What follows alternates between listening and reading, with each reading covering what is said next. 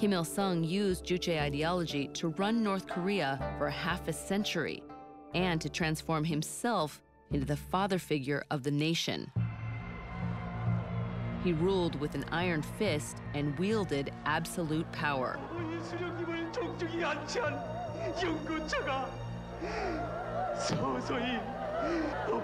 When Kim Il-sung died in 1994, he left behind a traumatized nation.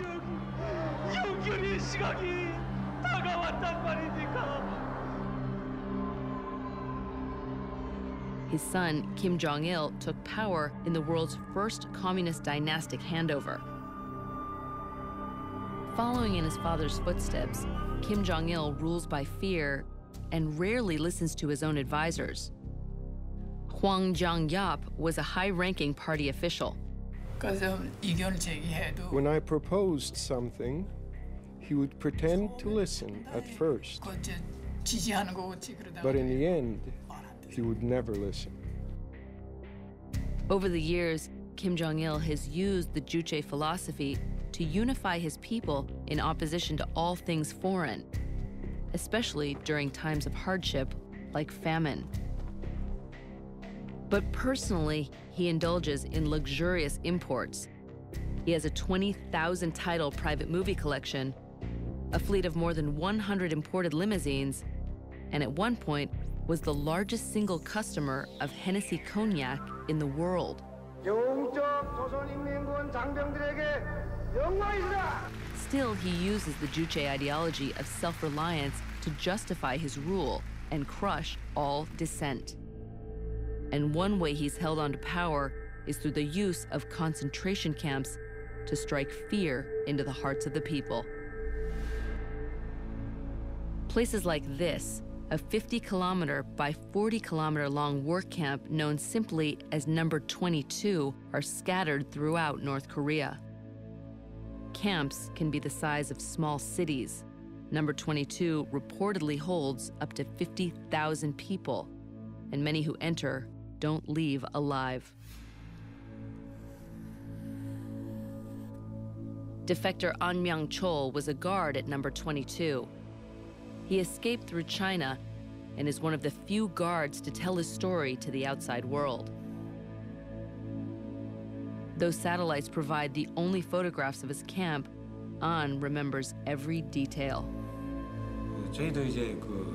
When we were educated as guards, we were told not to think of the prisoners as humans. The moment you enter a North Korean prison camp, you're no longer a human being. If you think you're a human being, there's no way you can survive in the camps. An saw his fellow guards beat and even shoot prisoners for minor offenses, like searching for mice to eat. Food was always scarce. I remember seeing kids fighting over a corn kernel they found inside cow dung. A cow had eaten corn, and the children fought over it, and eventually washed it in the water and ate it. Camp 22 is a family camp. The people there didn't actually commit crimes themselves, but were the family members of those who allegedly did.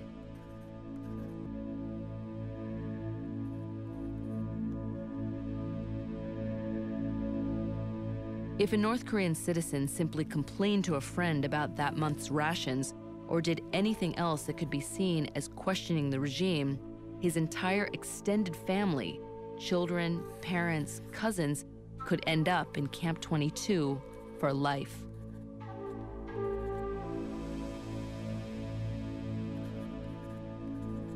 The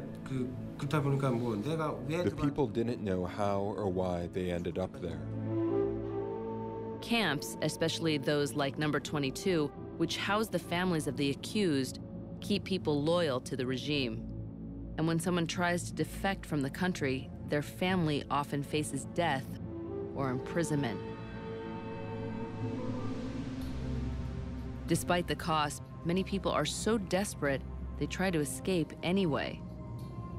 Most go through China, which shares a long border with North Korea. For years, especially after the famine in the late 90s, missionaries and paid smugglers have led desperate people out. Tens of thousands of North Korean refugees have come through China. Many are led out by Pastor Chun, a South Korean living in Seoul who risks his life bringing people to freedom. Before the group makes its move, I tell them which parts are dangerous or what to look out for. They could potentially be thrown into prison camps or executed. So everyone is extremely nervous and frightened. You can never tell when you're going to be arrested by the Chinese police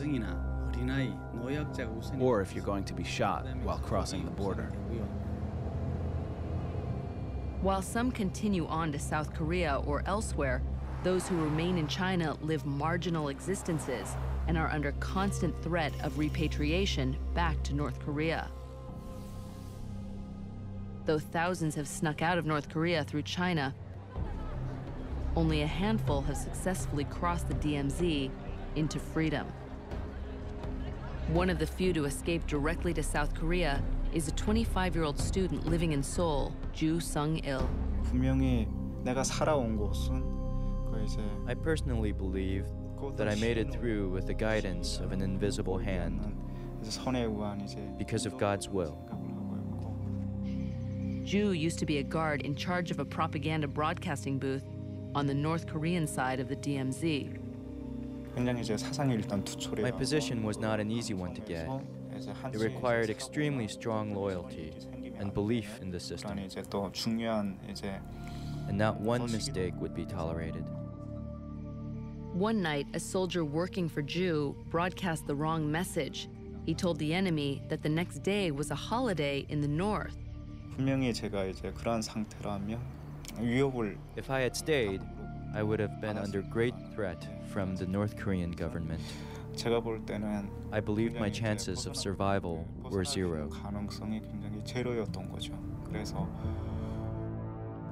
Before the authorities arrested him, Ju and his friend tried to escape the only way they could, across the DMZ. They drugged their fellow guards and came to a series of deadly electric fences used to keep people inside North Korea. Ju thought he had a plan to divert the current long enough for them to squeeze by, but he wasn't sure it would work. Even though I had worked on electric fences before, I wasn't confident that I had mastered the skills, so I felt scared. Ju assembles a special plastic pole he stole from an equipment shed.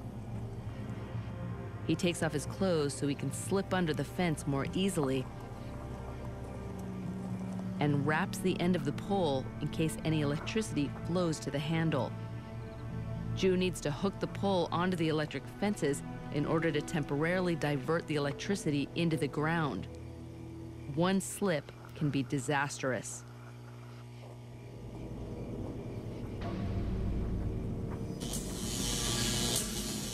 Once the electric flow is cut off, there's only about 2 to 3 minutes that it can hold. After that, you can easily burn to death on the fences, so we had to be extremely careful. He uses wooden stakes to push up the fence. I could still hear the electric flow in the fence. The pole a couple of meters in front of me sounded like it was crying out, almost as if it was going to burst soon, at any moment. On the other side, he motions for his friend to join him. My junior was very nervous and frightened because he had no previous experience with electric fences. At first, everything looks okay. But halfway through, disaster. Full power returns to the fence. Ju can only watch. Seeing someone who set out with you die in front of your eyes is just a horrible thing. It felt like my own body was breaking down. That memory follows me around like a nightmare. but Ju continued onward. Step by step, he picked his way across one of the largest minefields on the planet. Finally, he crossed into South Korea and surrendered at a guard post. For me, I had a privileged life in that society, but I don't yearn for it anymore. There's one core value that is missing there, which I think is freedom. I can say that I don't miss the North because it doesn't have freedom. But there was a huge cost to be paid. When asked what happened to his family as a result of his leaving North Korea, he replied ominously, I'd rather not talk about it.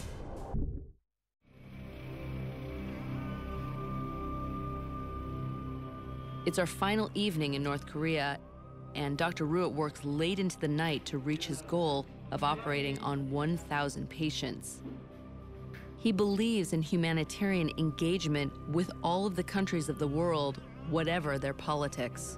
The North Korean people have two eyes like you and me. They have a mouth and they have teeth, you know. And it's for the world in general to understand that in North Korea we have a lot of people who need our love.